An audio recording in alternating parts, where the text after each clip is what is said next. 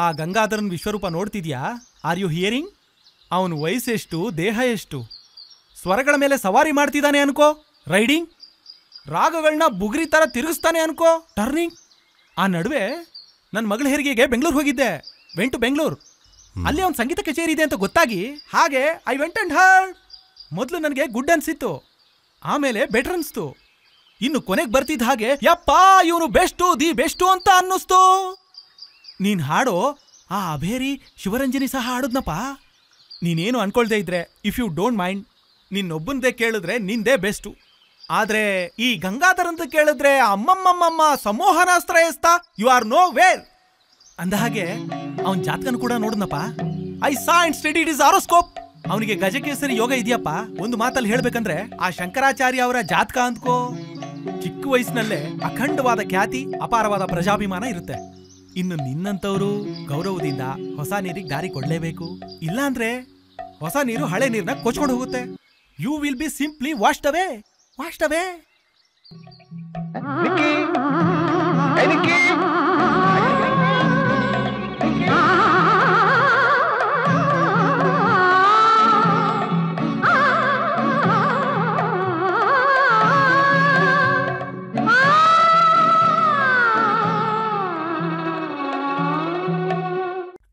ಅಕ್ಕ, ಇಲ್ಲೊಂದ್ ತಪ್ಪು ಆಗೋಗಿದೆ. ಹೀಗೆ ಮೂಕಿ ಅಭಿನಯಗಳನ್ನ ಮಾಡ್ದೆ ಅಂದ್ರೆ ಸರಿಯಾಗಿ ತಲೆ ಮೇಲೆ ಬಿಡುತ್ತೆ, ಹುಷಾರು. ಅದಲ್ಲ ಅಕ್ಕ, ಇದು ಭಾವನವರಿಗೆ ಅಭಿಮಾನಿಗಳು ಕಳಿಸಿರೋ ಪತ್ರ ಅನ್ಕೊಂಡು ಬಿಟ್ಟೆ. ಇವಾಗ ಭಾವ ಬಂದು ತಾರೇನು. ಸರಿ, ಎಲ್ಲಿಂದ?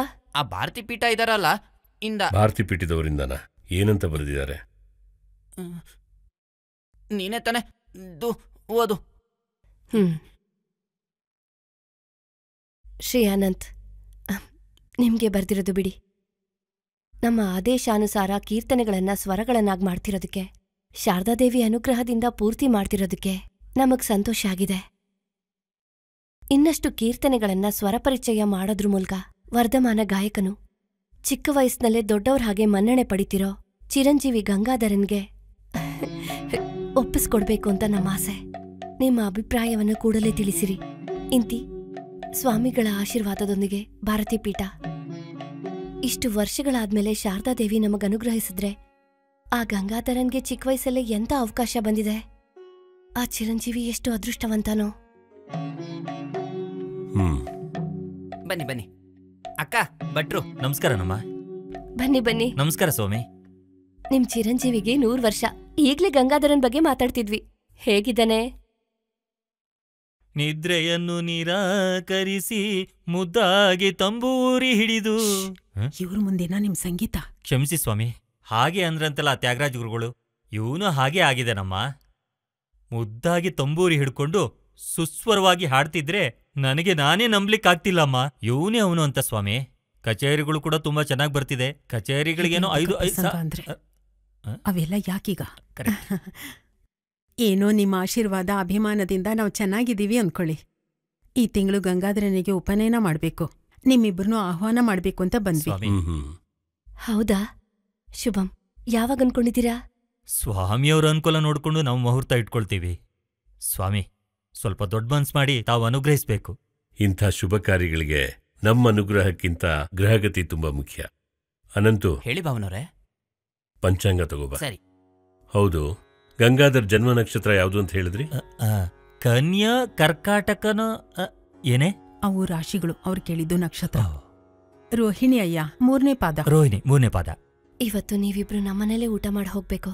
ಹಾಗೆ ಖಂಡಿತ ಊಟ ಮಾಡ್ಕೊಂಡು ಹೋಗ್ತೀವಿ. ಕೇಳಿದ ತಕ್ಷಣ ಒಪ್ಕೊಂಡ್ಬಿಡದ? ಕರೆಕ್ಟ್.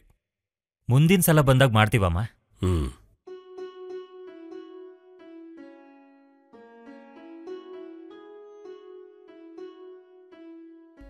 ಬರೋ ಗುರುವಾರ ಬಹಳ ಚೆನ್ನಾಗಿದೆ. ಬೆಳಗ್ಗೆ 8 ಗಂಟೆ 10 ನಿಮಿಷಕ್ಕೆ ಶುಭಪ್ರದವಾಗಿದೆ. ಗಂಗಾಧರ ಉಪನಯನ ನಮ್ಮನೇಲೆ, ನಮ್ಮ ಸಮ್ಮುಖದಲ್ಲೇ ನಡೆಯುತ್ತೆ. ಅನಂತು, ಅವ್ರಿಗೆ ಬೇಕಾಗಿರೋ ಕೆಲಸಗಳನ್ನೆಲ್ಲ ನೋಡ್ಕೊ. ಆಗ್ಲಿ ಭಾವನವ್ರೆ. ಶಾರದಮ್ಮ ಅವರೇ, ನಮ್ಗಿಂತ ಅದೃಷ್ಟನಾ? ಆ ಅದೃಷ್ಟ ನಮ್ದು ಸೀತಮ್ಮ. ನನಗ್ ಮಗ ಇಲ್ದಿರೋ ಚಿಂತೆ ಆ ಭಗವಂತ ಈ ರೀತಿಲಿ ತೀರಿಸ್ತಿದ್ದಾನೇನೋ.